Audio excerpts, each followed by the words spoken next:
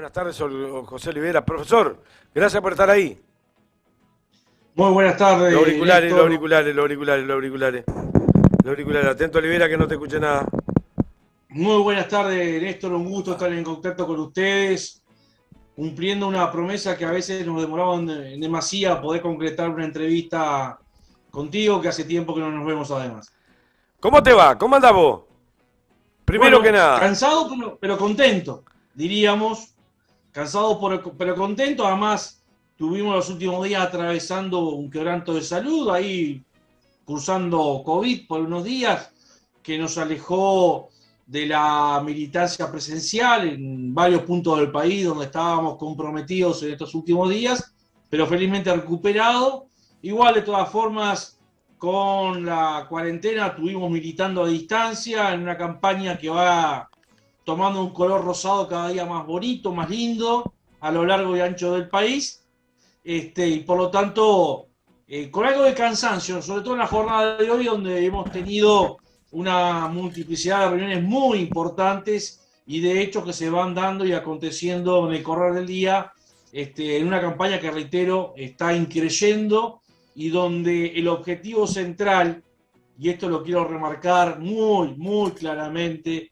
se viene concretando en términos de que el ciudadano de a pie, el militante del campo, de la ciudad, de los barrios periféricos, van transformándose poco a poco una vez más en el verdadero hacedor de una nueva hazaña en términos de construcción democrática y de construcción política, porque se está poniendo la campaña al hombro y sin lugar a dudas, cuando estos miles de uruguayas y uruguayos se ponen esa campaña al hombro, nos están augurando un éxito cercano en lo que va a ser la jornada del 27 de marzo. ¿Cómo piensa trabajar la Comisión Nacional de Referéndum por el Sí? ¿Cómo tiene estipulado el trabajo en estos pocos días? Ya no voy a hablar de meses, pocos días. Sí, efectivamente, estamos a muy pocos días. Nosotros comenzamos con una campaña ya a fines de diciembre, principios de enero, muy concentrada en lo que es la zona de la costa, donde había una mayor concentración de población. Pero ya fíjate que sobre el 17, 18 de enero comenzaron a producirse las primeras barriadas en Montevideo, en las zonas periféricas, en algunos puntos del interior del país. Y hoy lo que se está produciendo a lo largo y ancho del territorio es, en primer lugar, que el país va tomando un color rosado, claramente identificado con la campaña del sí, después de esa trampa que nos colocase la Corte Electoral por una mayoría exigua de brindarle a quienes están en contra del referéndum la papeleta color celeste, pero la gente con mucha alegría, con mucha simpatía y entusiasmo asumió rápidamente el color rosado, y hoy estamos produciendo un contacto mano a mano con la gente que es el diferencial en esta campaña. Sobre todo porque además la derecha, que no puede salir a comprometer cargos, que no pueda salir a comprometer o a prometer prebendas de la lógica clientelar que siempre la ha caracterizado en cada campaña electoral, tiene una dificultad enorme para llegar a la población, y así como ha venido ocultando desde el día 1, y el día 1 hay que ubicarlo en la propia campaña electoral del 2019, donde nosotros decíamos que había un programa encubierto que iba en contra de los intereses de las mayorías populares, ha venido ocultando lo que es la ley de urgente consideración. Bueno, recientemente, hace muy escasos minutos, nos acabamos de enterar una nueva suba de los combustibles. Y esto hay que prestarle mucha atención, Néstor, porque esto va a profundizar esa expropiación, esa metida de mano en el bolsillo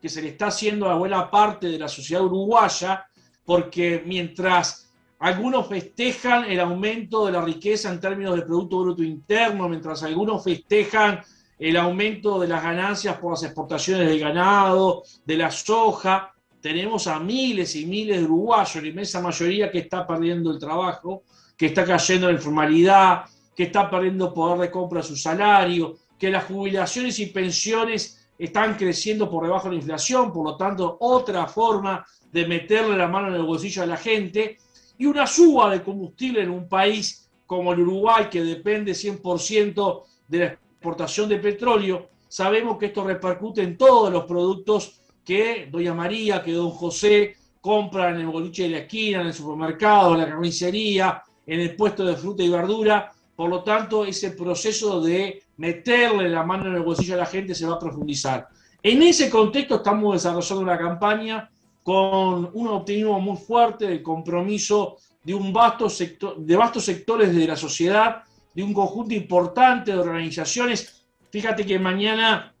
vamos a estar incorporando formalmente a la Comisión por el Sí a la Federación de Cooperativas de Vivienda, FECOVI, a una organización de afrodescendientes por el Sí. Hoy se hizo pública una carta con la firma de casi 50 dirigentes y militantes políticos de los partidos tradicionales, de Cabildo Abierto, del Partido de la Gente, del Partido Independiente del Interior, que se están sumando a la campaña por el Sí. Por lo tanto, el despliegue territorial que se está desarrollando en este momento es muy importante, está poniendo muy nervioso a la coalición de derechas gobernantes, que incluso no esconde sus actitudes hasta violentas en contra de lo que son las legítimas expresiones de opinión, de libertad de expresión y de campaña, del derecho a hacer la campaña que quienes estamos promoviendo el referéndum tenemos derecho a hacer. ¿Ha cambiado el método incluso, José, en cuanto a la participación del gobierno en sí mismo y gente muy cercana a la presidencia de la República, participando hasta los tuétanos en la campaña por el no? Es hasta a veces casi al borde del rompimiento con algunos. Por ejemplo, yo vi al presidente en la calle casi al límite de lo que éticamente no debe hacer. Bueno, yo creo que esto es parte de un proceso que venimos barranca abajo, el deterioro institucional. Si uno se pone a pensar, Néstor, hasta la propia forma que se le dio al tratamiento de la ley de urgente consideración, es un resquebrajamiento, es un debilitamiento institucional para la historia democrática del país. Porque la pregunta que hay que hacerse es que, ¿cómo es posible que se utilice un mecanismo que está pensado para otros fines para meter todo un vagón de proyecto de país de contrabando en una sola ley? ¿Es legítima esta forma de gobernar? ¿Qué pasa si mañana el nuevo gobierno que asume en el 2025 viene y presenta un proyecto de ley de urgente consideración bajo este formato de 1.200 artículos y nos transforma radicalmente la vida, haciendo uso de mayorías parlamentarias que siempre son circunstanciales? ¿Es posible esta forma de convivencia democrática? Esto es lo que el Uruguay ha construido en términos democráticos, con las enseñanzas de hombres y mujeres como don José Valle Ordóñez, como el propio Wilson Ferreira de Unate, con dirigentes históricos como Álvaro Roballo y su defensa del papel parlamentario, el papel democrático del propio general Sereni,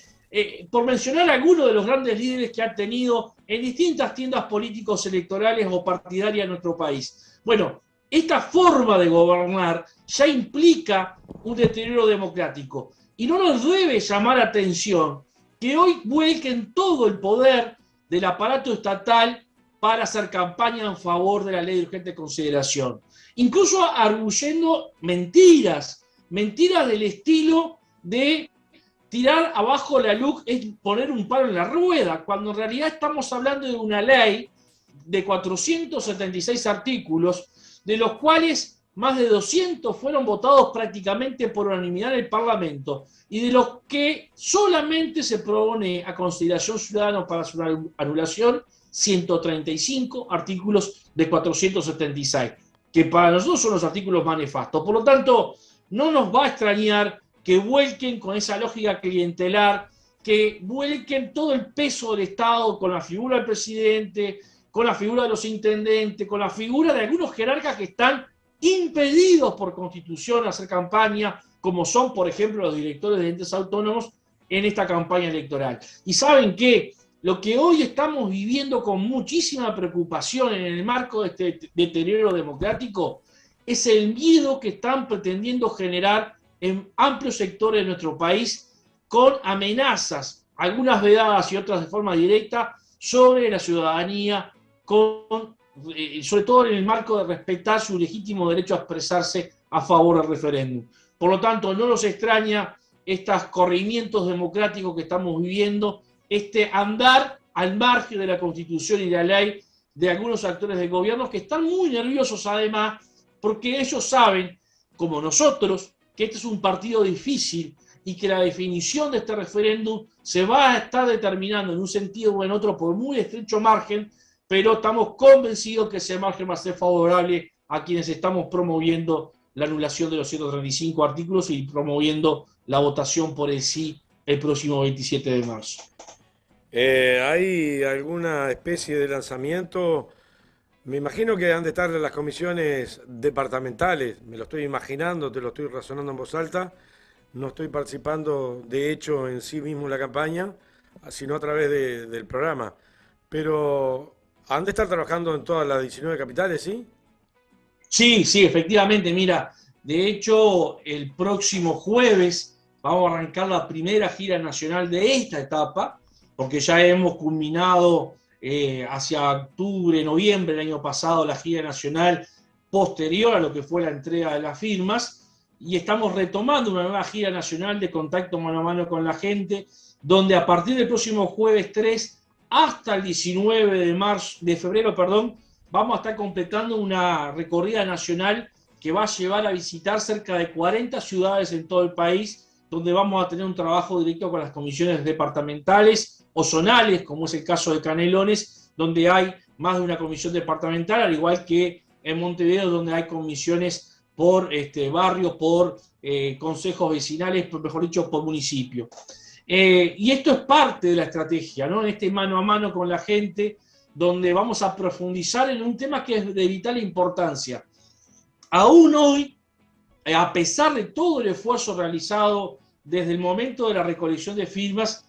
sigue habiendo un nivel muy importante de la sociedad que está desinformada sobre qué se vota el 27 de marzo y ni que hablar sobre el contenido de lo que se vota. Incluso esta desinformación promovida intencionalmente por el gobierno, promovida intencionalmente por los medios masivos de comunicación de masas que son concentrados y son parte del bloque de poder y que son funcionales al gobierno, está llevando que la gente, por ejemplo, pretenda ser engañada por parte de algunos actores diciendo que una forma de participar mediante el voto para expresar incluso el rechazo al gobierno sea votando en blanco, cuando todos sabemos que votar en blanco es mantener, es sinónimo que decir no al referéndum y por lo tanto mantener los 135 artículos. A ese nivel de engaño se está pretendiendo llegar para con la ciudadanía. Por lo tanto, hay un esfuerzo político central, un esfuerzo pedagógico político central, que es informar debidamente a la gente cuándo se vota, cómo se vota, que el voto es obligatorio, que hay dos opciones, la del sí por anular los 135 artículos, que se va a votar con la papeleta rosada, la del no, que es por mantener los 135 artículos y que se va a votar con la papeleta de color celeste, que el voto en blanco es sinónimo de que, o igual a que votar la papeleta celeste, es decir, mantener los artículos tal cual están, y que en última instancia aquí hay un debate que es ciudadano, que trasciende fronteras político-partidarias. Lo de hoy, que yo recién comentaba, una nota muy breve, pero muy contundente, firmada por cerca de 50 dirigentes del interior profundo de distintos partidos políticos que integran la coalición. Esa que tú estás mostrando, efectivamente, es la cabal demostración de que estamos ante una iniciativa ciudadana que trasciende fronteras políticos partidarias, que incluso no fue fácil en su momento sintetizar en lo que fue la propuesta del mecanismo a impulsar, en el contenido de ese mecanismo, pero que hoy nos encuentra más allá de matices lógicos que en todo movimiento ciudadano puede haber a la hora de poner en práctica una acción política de naturaleza. Nos une el convencimiento de que esto es malo para el país. Esto implica un retroceso en términos de conquistas, esto implica un retroceso en términos de derechos, esto implica un retroceso en términos de elementos culturales, como puede ser el de generar las condiciones para que el Estado sea un elemento determinante de organizador de la vida en sociedad, un Estado que garantice derechos, un Estado que garantice libertades, y no esta idea de que todo sea dominado por el mercado, de que todo sea transformado en mercancía con la cual se puede lucrar, que ha estado históricamente en el ADN de la corriente ideológica que hoy gobierna, que es el herrerismo, acérrima enemiga del vallismo, que siempre comulgó con el fascismo y particularmente con el fascismo español, que siempre ha jugado a gobernar para unos pocos. Esos pocos son los que están organizados en la Asociación Rural, en un solo Uruguay, que son los mayaoros en desmedro de la inmensa mayoría de nuestro pueblo. Por lo tanto, ese es el debate que nosotros queremos instalar. Esa es la definición que se va a estar adoptando el 27. ¿Qué tipo de país, qué tipo de sociedad es la que queremos construir las uruguayas y los uruguayos, y sobre todo, cuál es la responsabilidad del mundo adulto para con la futura generación? Yo todos estos días, o antes, cuando en plena recolección de las firmas, obligaron a las direcciones nacionales de los diferentes partidos de la coalición de gobierno a no ingresar en ningún debate. Es más, las televisoras los promovían, es increíble lo que voy a decir, promovían que no hubiese debates, es increíble, para que la gente menos supiera, porque al fin y al cabo, vos opinás que sí, yo opino que no, ¿y por qué? Pero ni eso permitieron. ¿Ahora se dará el debate? No, mira, yo creo que el debate no se va a dar, porque en definitiva parte del debate implica que apliquen a rajatabla la ley, cosas que no están haciendo. Recién hoy se anuncia un nuevo aumento de combustible, cuando incluso propios colaboradores, propios correligionarios del más acérrimo neoliberalismo salieron a criticar que se estaba generando un atraso tarifario en ANCAP que era insostenible para el Estado y para la propia empresa. Pero claramente esta política de no ajustar los precios en términos de combustible de acuerdo a lo que la propia LUC estableció es una forma de seguir ocultando el contenido de la norma, es una forma de no debate con la sociedad. Puedo poner otro ejemplo, la propia postergación de la discusión de la reforma de la seguridad social, que si bien no está en la ley de urgente consideración el contenido, sí la forma en cómo se procesó, porque sí en la LUC está la conformación de una comisión de expertos, es diferir la discusión de un tema que va a ser de pérdida de derechos con posterioridad al referéndum para que este proyecto, que es regresivo en función de los intereses de la inmensa mayoría populares, no incida en el referéndum. Y así podemos seguir enumerando otros hechos, como por ejemplo la entrega total del puerto a manos de una empresa multinacional, donde el propio gobierno hoy está incumpliendo el decreto que mismo creó, porque no quiere comprarse el lío de que aplicar ese decreto lleva o conlleva la pérdida de entre 800 y 1000 puestos de trabajo directos, altamente calificados, que están en manos de otras empresas que quedan prohibidas de seguir operando en el puerto, porque lo que hicieron con esta infame entrega a la soberanía nacional del puerto, que es un elemento estratégico para la vida del país, es generar un monopolio en manos del sector privado. Lo mismo que critican el monopolio que algunas empresas del Estado tienen en ciertas áreas, fueron los que crearon las condiciones de entrega y de generación de un monopolio en manos privadas, nada más ni nada menos que en el puerto. Por lo tanto, el gobierno ha venido demostrando su poco apego a la transparencia, su poco apego al debate democrático y al respeto democrático que conlleva discutir públicamente temas que son de interés nacional, que deben involucrar al conjunto de nuestra sociedad porque los afecta de forma directa. Y entonces su política de desinformación va por varias aristas, fue por el lado de ocultar el proyecto verdadero en la campaña electoral, fue por llamarse al silencio, o mejor dicho, fue por ir a una forma de discusión de urgente consideración en el marco de la pandemia cuando la ley se trató en el Parlamento, que fue por el silencio cuando nosotros hicimos un esfuerzo y construimos una enorme hazaña en el momento de recolección de firmas, y que sigue llamándose al silencio hoy. Miren qué contradictorio es que quienes se creen los campeones de la democracia, que se creen los campeones de la transparencia, que se creen los magísteres en formación ciudadana, se ven obligados hoy a hacer un curso para periodistas, en realidad es armar a buena parte de su base militante para explicar el contenido de la LUC. Incluso ayer mismo, el secretario de la presidencia, el doctor Álvaro Delgado, decía: la gente cuando comencemos a explicar la ley nos va a entender y nos va a apoyar. Así, recién ahora se sienten en el deber de salir a explicar una ley que, según ellos, ha sido justa, buena y popular, y que fue lo que la gente votó en octubre y sobre todo en noviembre del 2019. Bueno, creemos que los hechos demuestran todo lo contrario, no va a haber debate, no tienen argumentos, van a pretender ir al fango, van a ir a pretender a debatir desde el agravio, de la desacreditación, desde la, yo diría, esta nueva forma de represión que se da a través de las redes sociales. Para eso cuentan con un gran apoyo, que son los grandes medios masivos de comunicación que les pertenece, que son parte del bloque de poder dominante y que van a contribuir a esta desinformación para que la gente carezca de argumentos y pueda tomar la mejor decisión debidamente informada.